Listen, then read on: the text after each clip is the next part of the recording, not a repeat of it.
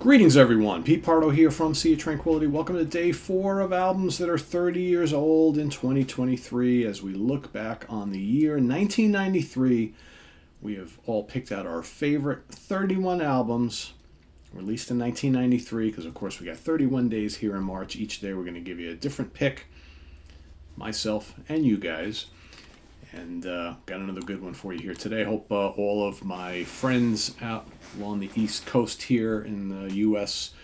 are safe from storms and ice and snow and all that sort of thing. We've got here in the Hudson Valley, I don't know, about an inch or two of freezing rain, ice, slush, that sort of thing. I know, like my friend Eric Porter, who lives upstate, about an hour and a half from me, they got like 8 inches of snow up in the Albany, Schenectady, Saratoga area, so significantly more than we got down here, but it's messy here, and it's still seeing some kind of sleet, freezing rain type of thing out there, so it's going to be messy commuting around for some people here, or people who are driving around on a Saturday morning. So anyway, let's get to the album at hand. So this is the sixth studio album from this band.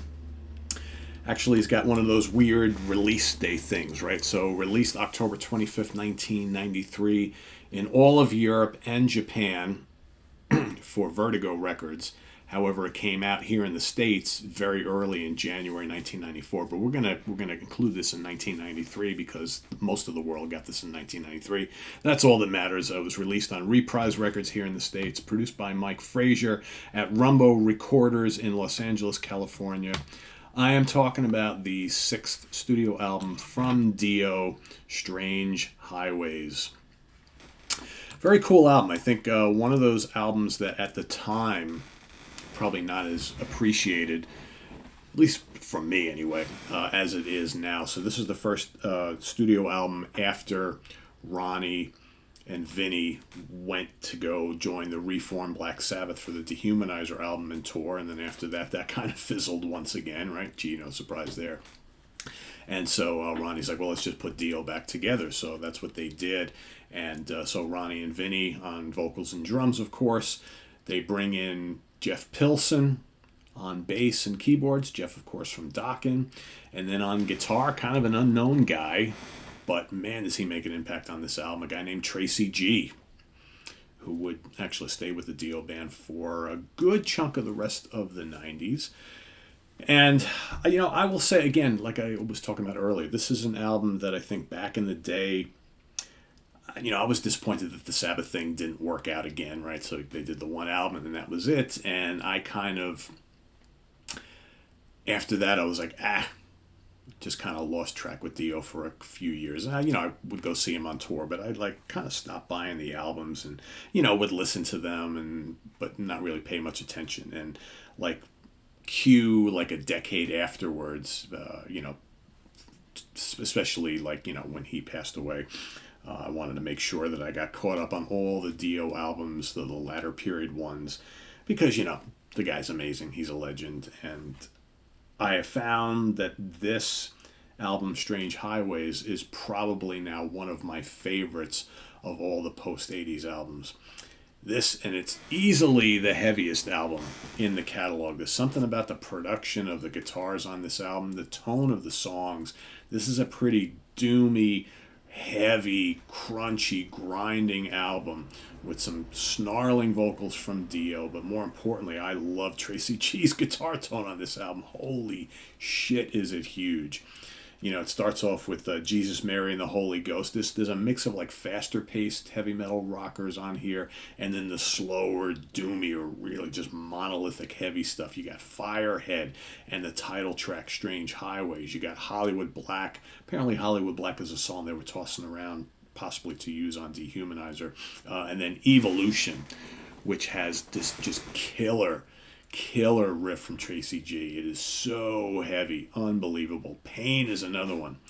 That is also a bone-crunchingly heavy song. Totally love that. You got One Foot in the Grave, Give Her the Gun, the also incredibly heavy Blood from a Stone, and then to finish it off, you got Here's to You and Bring Down the Rain, another really cool song as well. It's just a total riffy album, and again, one of my absolute favorites from the latter period of the band. I always, when you talk about Dio, right, you got the first album, you got the second album. The first two albums are, Holy Diver and The Last in Line, obviously the cream of the crop. And then you got those couple other albums that came out in the 80s. I tend to favor Dream Evil as kind of my third favorite over Sacred Heart.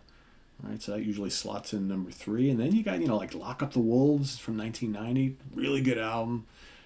The only album with Rowan Robertson on guitar. And then you got this album. And then, what is it? Chasing the Dragon? Is that what it's called? Something the Dragon? I forget. God, off the top of my head, I forget the name of it.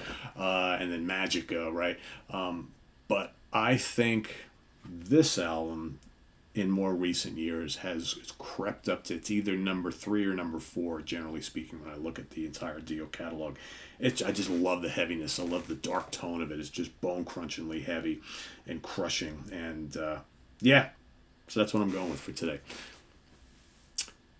Strange Highways by Dio. Again, for all of you U.S. folks who probably think, but didn't that come out in early 1994 here? Yes, it did here. But it was out in the rest of the world a bit before that, a couple months before that. So we're gonna include this in I tend to do that, like when I'm doing these type of yearly retrospective looks. It's like, well, where did it come out first, right? So it's because there's lots of times that you've got albums get released in Europe and Japan and whatnot, or the UK before here, or vice versa, right? So I always try to go with wherever it released first. So because I know we do have lots of international people who watch the show, so it's it's not always one date for everybody. It's sometimes mixed. So I usually go with the early release. So anyway, so that's my pick for today. Strange Highways from Dio. Let us know what you think of this album in the comments below, as well as your pick for day number 4. And visit us on the web at www.seatranquility.org. We're on Facebook. We're on YouTube, all together, all the damn time.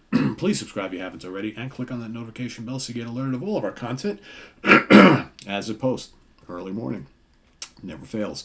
And down below, we've also got the links to our Ko-Fi page for channel donations, as well as our merch page, where you can get all sorts of cool Sea of Tranquility gear. Please do also hit the like button. And let's see, so today is Saturday, so if you live here in the Hudson Valley and you're interested in braving the weather later, because I think it's going to clear up and hopefully this stuff will kind of melt a little bit, we are going to be at Quinn's Pins in Middletown, New York tonight for a very cool show, classic rock featuring Stoneflower, the great Santana tribute band. They're going to do a whole set of Santana stuff.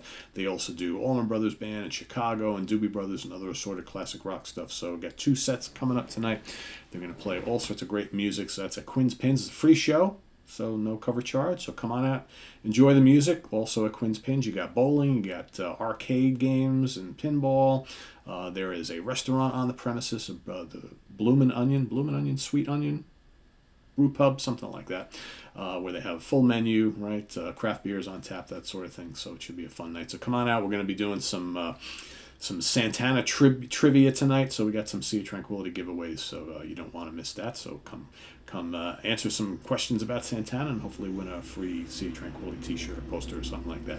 So that's coming up tonight at Quinn's Pins in Middletown, New York, starting, I think the band goes on at 8, maybe 7:30, something like that. So get there by 7 o'clock so you can at least have something to eat and drink before the music starts. So and then Steve Keeler and I will be, of course, doing the little trivia thing right before the band starts or in between the set, something like that. So thanks for watching, everybody. I am Pete Pardo. We'll see you tomorrow on Ranking the Albums, as well as another episode of albums that are 30 years old in 2023. So till then, see you soon. Enjoy your weekend. Bye-bye.